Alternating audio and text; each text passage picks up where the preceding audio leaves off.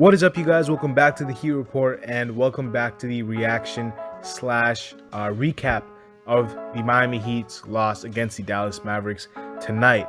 Now, before we get into it, want to make sure you guys leave a like, subscribe. Make sure you guys get your comments slash questions down in the comment section below about particularly this game and anything about, Miami Heat related and even basketball related. You guys can comment about anything. Just make sure you guys get those comments in below because I will be trying to pick a comment slash question of the day for the next video. Now let's get right into it with the Miami Heat's loss against the Dallas Mavericks. Now the Heat started off really well, I thought, in the first quarter. Well, before that, Jimmy Butler did not play this game, as we all know.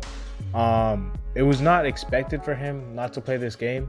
We thought he was going to play, but about like an hour or I think like an hour before the game, it came out that he had flu-like symptoms, so he was gonna be missing the game, which kind of sucked because we really missed him. And the good thing is that it was not COVID. That's what Spo said. He said that he did not test positive for COVID. He just felt really under the weather. So hopefully that means he's gonna be back very soon. It was good that he got his rest. We should not have risked Jimmy being out.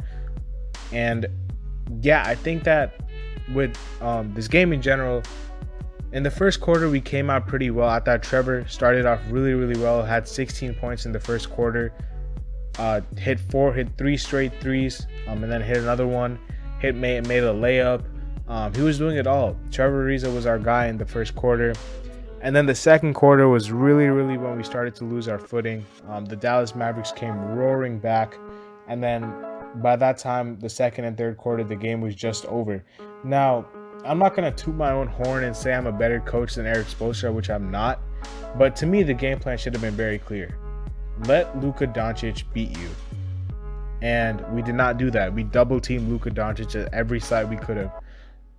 We did not trust our individual defenders, which I can understand if they're matched up against mismatches. But even guys like Iguodala, and if Iguodala was the primary defender, or if Ariza was the primary defender and they set a screen, we would start blitzing. Luka Doncic is way too good of a passer to miss out on open shooters. I know there was a couple of lobs that he may have threw it over the head, but that was just two anomalies. He's one of the best passers in the NBA. So blitzing Luka Doncic is not a good idea because he has the ability. They were just knocking it down to open. They were finding it to open shooters. He found it to a shooter. Once we closed out, we closed out too much that it gave them middle penetration, and then they kicked it out to another three. They were just toying with those once we started blitzing Luka. I think Luka, what I said in the preview of this game was let Luka beat us and do not let anyone else beat you. And Tim Hardaway Jr. having 36 points is not going to help whatsoever. Jalen Brunson having 19. Jay Rich having 17. The 19 and 17 are okay. I don't mind, if Jay Rich goes for 17, fine. But Tim Hardaway Jr., 36 points tonight. He absolutely torched us. And this was a guy that I was talking about. I was like, you cannot let Luka Doncic find these shooters like Tim Hardaway Jr. and Jalen Brunson, any of these dudes, bro, because he is too good to miss out on open shooters. And I cannot even keep track. I cannot even keep track of the amount of times that we double teamed Luka and we doubled off of the wrong man. That's another thing. If you're going to double team Luka Doncic, double team off of a non-shooter, not off of Tim Hardaway Jr., who's one of the best shooters on that team, probably the best shooter on that team, behind JJ Redick. If you're going to double off one guy, probably say double off Dorian Finney-Smith, because Dorian Finney-Smith is a below average three-point shooter. Even maybe Jay Rich, because Jay Rich coming to the game was shooting, I think, only 30% from three. So any of those two, maybe, yeah, that's acceptable. You can double off Dorian Finney-Smith if you want to and dare him to shoot the three.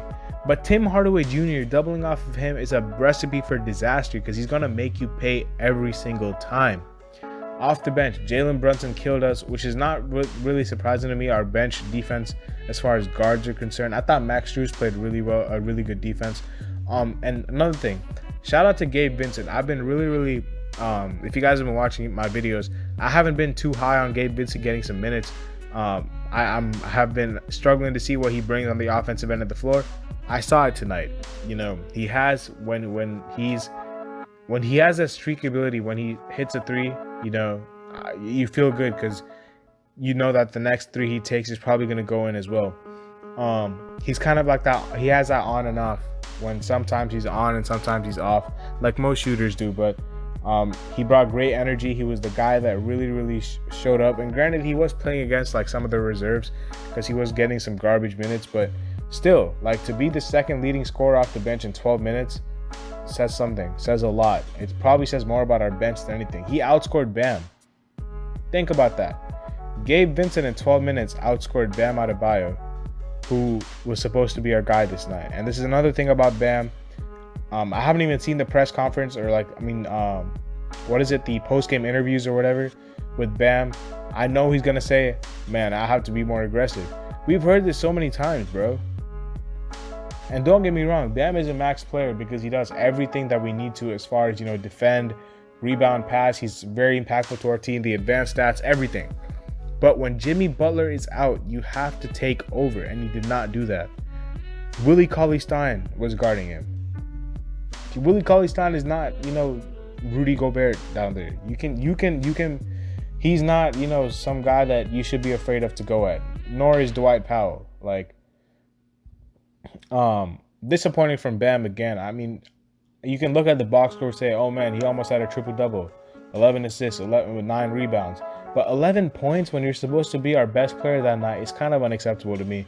You know, the loss, I kind of saw it coming because I didn't really have faith that we would win without Jimmy. But the way we lost just makes it even worse, especially when they gave us that false hope in that first quarter that we could have got a result out of this somehow. I thought that first quarter was near flawless. And yes, the refs didn't help sometimes, you know. I thought the refs missed some clear foul calls or yeah, the refs weren't that good tonight. But I mean, it's whatever. You know, you can't really control the refs. You can control how you play. And like I said, I would rather take a Luka Doncic step back three over Bam rather than a wide open three for Tim Hardaway Jr. But if that's just me, then maybe I'm crazy. Because as good as Luka Doncic is, some of the shots that he hits are really tough shots. You can do nothing but tip your cap to him and say, I played great defense. You hit the shot. Cool. Sending 2 defenders at him is not going to do anything else. He's still taking a tough shot or he's passing it to an open shooter. It's the same thing over and over again. So double teaming Luka Doncic when you have an above average defender like an Ariza or like an Iguodala or like a Bam on him is useless. Because he's either taking the same shots that he is over 2 people or he's kicking it out to a wide open shooter. So like I said, the game plan had to be, in my opinion, let Luka Doncic beat us. In the preview, I said let Luka get his 29, 30 points per game, but the next leading scorer on that team should not be more than 15. And I thought if we did that, we would have won this game. But anyway, you can't fix any of this. Hopefully, Jimmy Butler is back against the Timberwolves because we really need him. Same with Tyler. Yeah, I think Jimmy, Tyler, and maybe Vic. I don't think Vic's coming back anytime soon. He might be back for the playoffs or he might be out for the season. I have no clue. I'm really getting frustrated with the Heat not really giving us information. They did the same thing with Winslow last year. We had to find out that he was out for the season afterwards. So whatever it is with Oladipo, I'm not going to speak on it because I have no idea. But hopefully Jimmy comes back. Hopefully Tyler comes back. Tyler's foot, I don't know what's going on with that, but he should be back soon. He was questionable for some of these games. He should be back. Jimmy should be back, depending on how fast he recovers from his flu. The next game is against the Timberwolves on Friday. That's 2 days of rest for Jimmy Butler and Tyler Hero. They should be playing against the Timberwolves. I don't really see any reason why they wouldn't, but we never know. You know, maybe something else happens. Like no one expected this to happen with Jimmy. Really hurt us. And not only that, we weren't able to get separation from the Celtics. In fact, if the Celtics win tomorrow, which they probably are, it's the damn Magic. Like the Celtics are definitely winning. If they win tomorrow, then they leapfrog us again. We're back at 7. We didn't close the gap on Atlanta, who are now a game ahead of us. They were a half game, and now they're a game ahead of us. Yeah, it's tough. But like I said, as long as we're in the top 6, after that, I couldn't really care less who we play. I just don't want to be in the playing game. That's my only focus right now. All these, whether we play the Bucks in the first round or the Knicks in the first round or whoever, that is not my focus. I just do not want to be in the playing game, because the playing game is scary to me because it's a 1-game elimination, as you all know. So we don't know what version of the Heat's going to turn up on that night, and it really takes out the coaching advantage, because you can't really zone in on someone for a 7-game series and say, okay, we figured you out now, we're going to do this instead of doing that. It's a 1-game elimination in the play-in, which is a dangerous game because you can be the higher seed all you want and it won't matter. But yeah, I think that's probably going to be it for the recap for tonight against the Dallas Mavericks. Very disappointing performance, but to me it was kind of expected. I mean, the loss was kind of expected, not the performance, because we were without our best player, and hopefully he comes back soon because we really need him. And yeah, that's going to be it from me, guys. Make sure you guys leave a like, subscribe, get your comments down in below. Shout out to everyone who's subscribed so far. We're almost at 415 subscribers. Let's get to that 450 mark as soon as we can. You guys are absolutely killing it, man. I'll see you guys later. Peace.